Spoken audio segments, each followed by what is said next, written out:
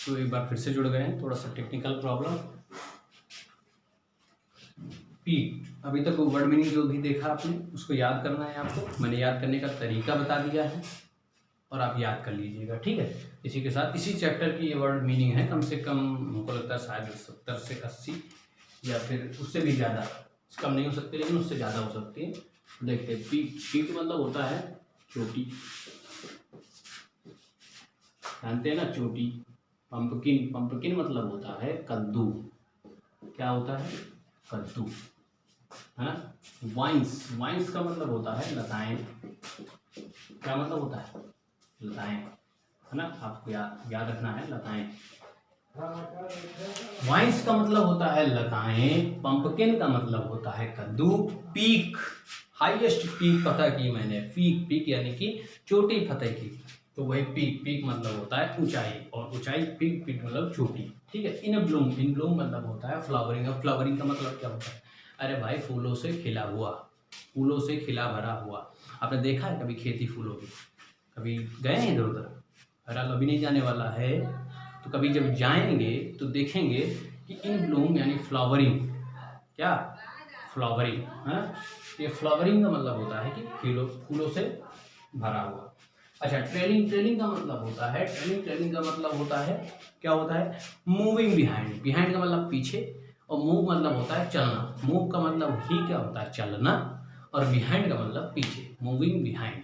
पसंद नहीं, मैं इतनी बार बोल दूंगा कि आप अगर घर में 1 या 2 बार रिवीजन करेंगे तो 100% रिजल्ट आएगा। 100% रिजल्ट का मतलब आपको 100% याद हो जाएगा, ये बात मैं गारंटी से कह सकता हूँ। ड्राइव, ड्राइव मतलब होता है डल, डी से ड्राइव, डी से डल, ऐसे याद कर सकते हैं। डी से ड्राइव, डी से डल, डल मतलब होता है जो आकर्षण विहीन हो, that who can not an attractive man, जो अट्रैक्टिव मैन नहीं हो सकता, वही तो क्या हो सकता है, वही तो ड्राइव यानी डल होगा।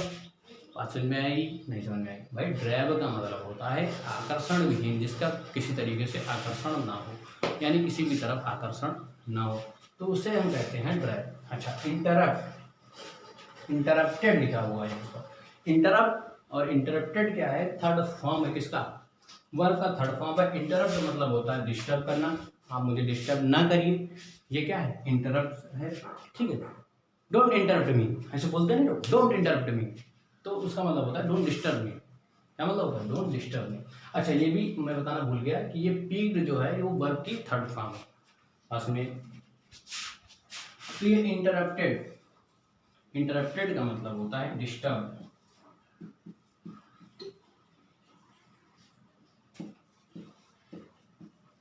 DISTURBED, disturb.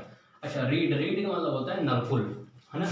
अब आगे बात करते हैं रेफ्यूजी, लोग इसको रेफ्यूजी पढ़ते हैं, रेफ्यूजी पढ़ते हैं, तो मैं तो इसको रेफ्यूजी ही पढ़ता हूँ, आप इसको रेफ्यूजी भी पढ़ सकते हैं, तो जो पढ़ना पसंद करें, ठीक है। कहीं कहीं प्रोनाउंसिएशन आपको अलग भी होता है किसी लोगों का, और किसी का अलग होता है, वो सही भी माना जाता है और गलत भी माना जाता है, ठीक है, कहीं है।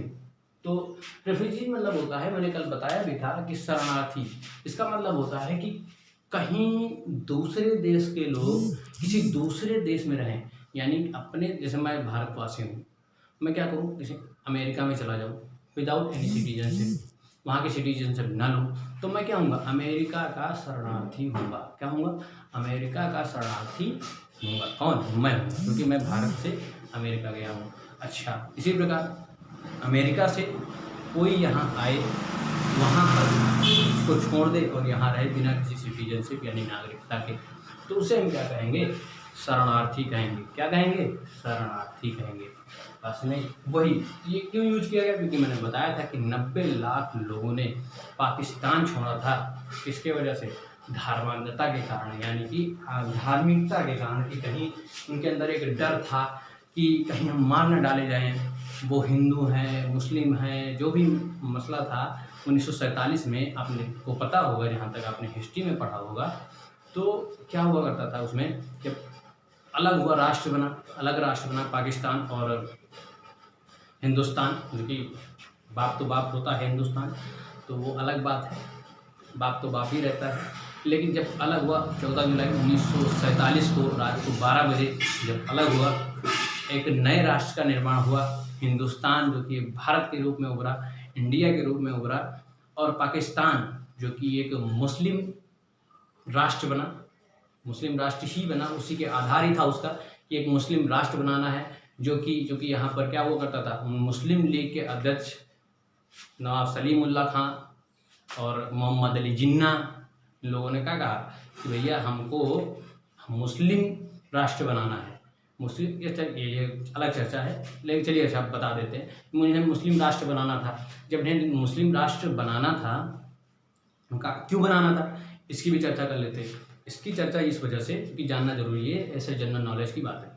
तो इनको जब बनाना था, किस वजह से बनाना था, ये कह रहे थे कि हमारे जो मुस्लिम समुदाय के लोग हैं, मुस्लिम कम्युनिटी के जो लोग हैं, उनको क्या नहीं मिल पा रहा है, उनका शोषण हो रहा है।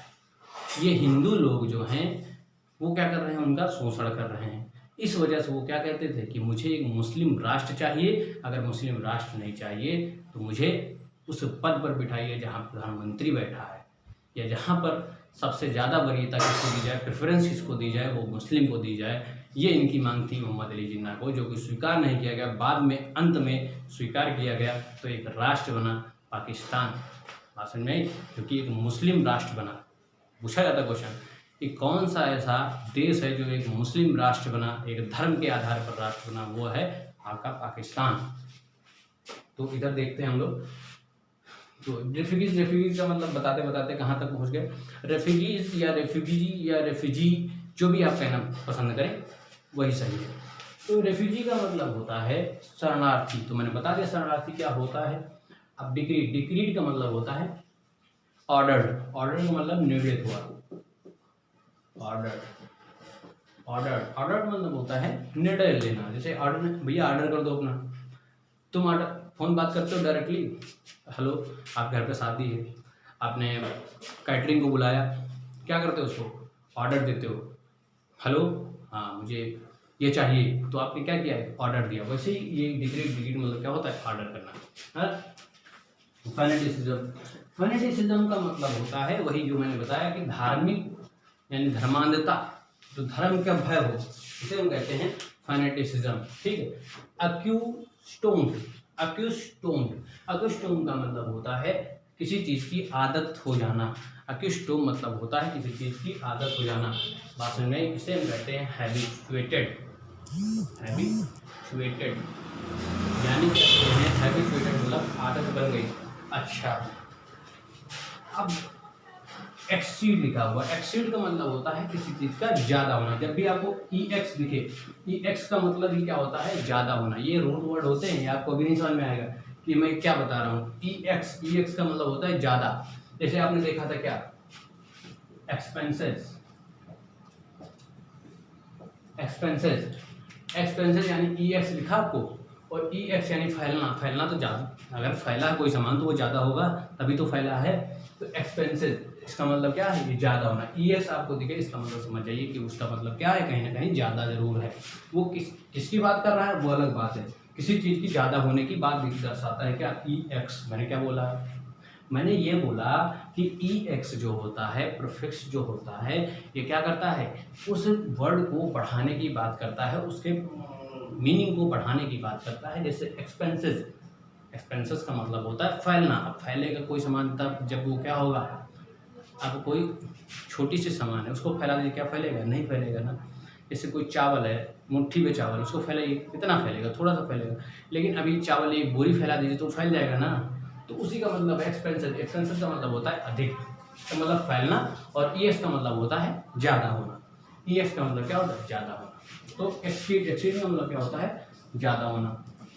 गो बियॉन्ड इसको लिख सकते हो, क्या लिख सकते हो, याद आ गया एक word, go beyond. Go beyond का मतलब होता है ज्यादा होना। अच्छा, डॉलर तो आप समझते ही होंगे, एक अमेरिकन मुद्रा, American currency, American currency dollar होती है। अच्छा, डिसेंडेड भी वर्ब की थर्ड फॉर्म है, ये भी वर्ब की थर्ड फॉर्म थी, ये भी वर्ब की थर्ड फॉर्म थी, ये भी वर्ब की थर्ड फॉर्म थी। तो आपको याद रखना है, वर्ब की थर्ड फॉर्म यहाँ से भी याद की जा सकते हैं।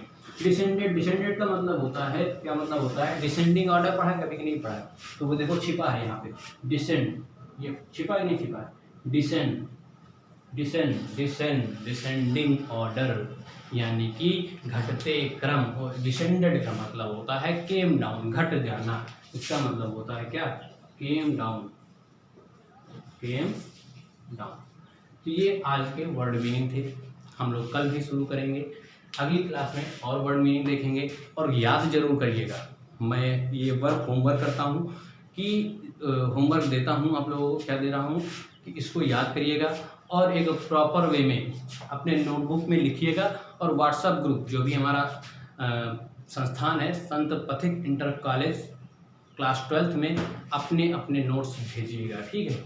उसमें ये इंग्लिश का पहला चैप्टर है, उसके वर्ड मीनिंग ये हैं, उसके सर ये लिखाए हुए हैं, ये लिखाया गया है, तो उसको ज़रूर भेजिएगा, अन्यथा फिर ये सही नहीं होगा, है ना, अलग कार्रवाई की जाएगी उसकी। तो आप इसको लिखिएगा, लिखने के बाद अपने नोट्स बनाइएगा। हर एक बच्चे अपने नोट्स संत पथिक इंटर कॉलेज ग्रुप से जुड़े होंगे और जुड़े हैं, मैं आशा करता हूँ, मैंने देखा भी है। तो उस पर ज़रूर भेजिए, उस पर अपने नोट्स की कॉपी फ़ोटो करके भेजिए कि मैंने सर ये देखिए मैंने नोट्स बना लिया है ना, क्योंकि ये बहुत ज़रूरी है।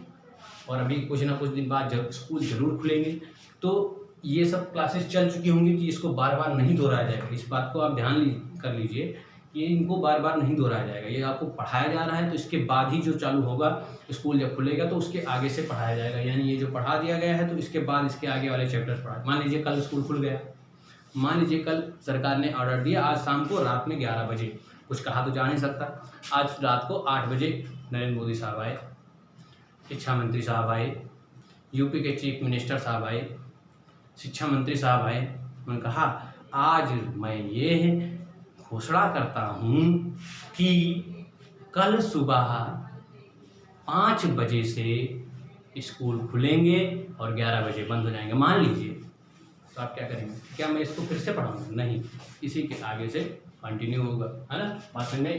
तो ठीक है, आज के लिए इतना ही काफ़ी है और फिर बाकी बातें कल करेंगे। धन्यवाद।